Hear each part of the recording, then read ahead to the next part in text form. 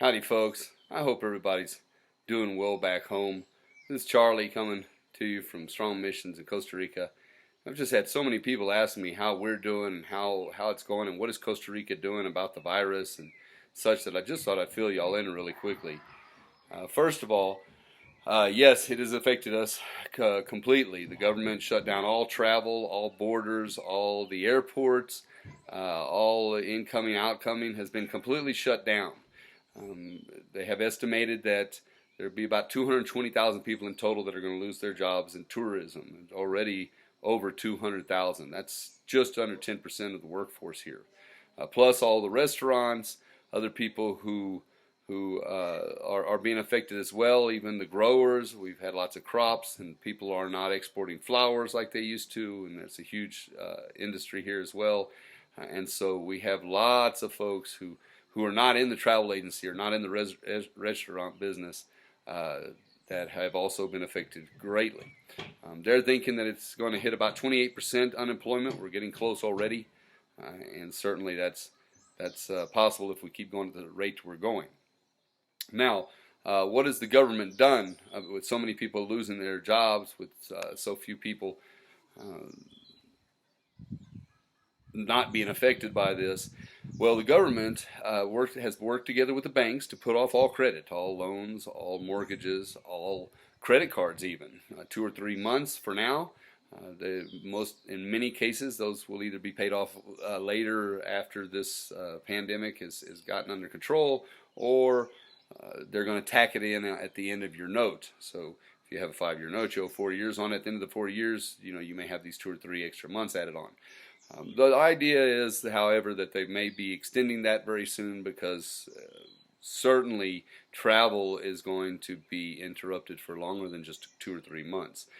I truly believe that even once different countries are able to get this under control in their homelands, they're not going to open up the borders so that people can bring it in again from other countries. So there's not going to be any travel for some time. I wouldn't be surprised if travel really doesn't start coming back until sometime early next year. But it depends on how soon we get a vaccine or a cure, or at least a good therapeutic drug that limits the symptoms, reduces the symptoms so that we don't have such a tremendous amount of death.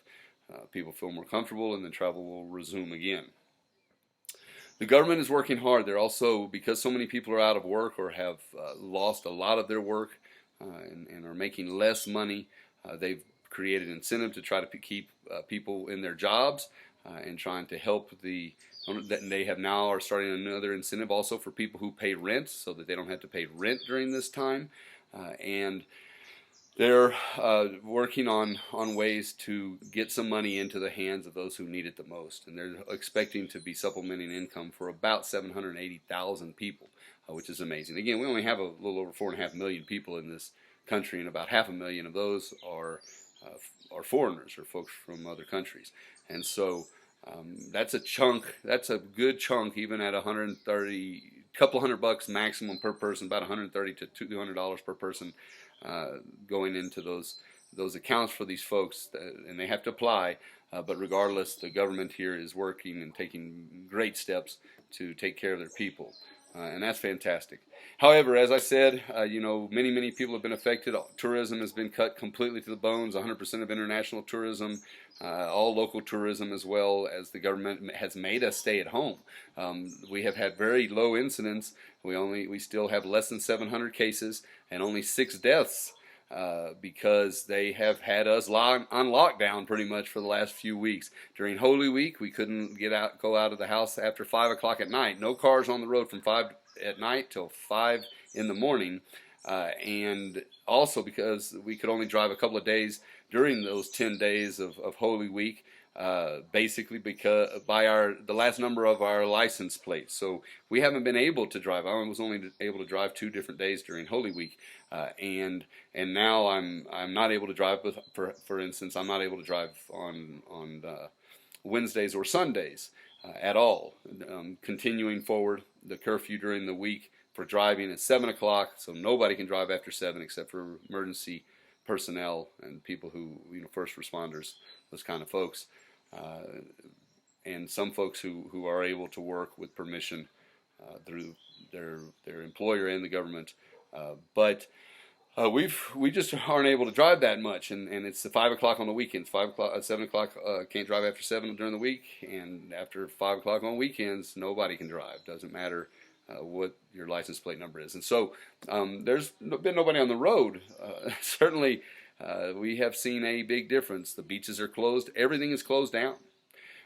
And so now we may see a little difference because, again, we only had, two new cases today, which is amazing. But we'll see what happens, because after Holy Week, some people kind of went nuts last week and hit the road pretty heavily, and we'll see if those numbers go up dramatically over the next few days. We will just have to wait and see. But definitely want to let y'all know what's going on. I'm going to do another video. I want to keep this kind of short, so I'm going to let y'all go there, let y'all know you're in our thoughts and our prayers, that certainly so many of y'all have cared for us and continue to take care of us in this time, and we greatly appreciate it. Please continue to pray for us. We are certainly praying for the folks back in the United States, between that you had hope that you had a very holy week last week and a blessed Easter Sunday. We hope that you're staying healthy. We are praying for you. We're praying for all of our friends who are in tornado-stricken areas right now as well. And so know that our hearts are with you. I'm going to do another video in the next couple of days that will kind of outline what steps we're taking. My board had already been working on taking steps for just such an occasion. But who could have seen this coming in the force that it did? And we started just a little late. But we're working on getting some support together, and over the next few days I'm going to put out another video here that's going to explain that a little better, so that if people want to get involved and help us through this tough time, we know that a lot are having a hard time right now. We know that there's a lot of people out there who have need, and we just have to band together. I know that we will get through this. Humans have an incredible spirit God has placed upon us. And when we work together, in this case together but separate, we can get through anything. So hang in there. We will get through this. God bless you all. Our hearts are with you. I'll talk to you real soon.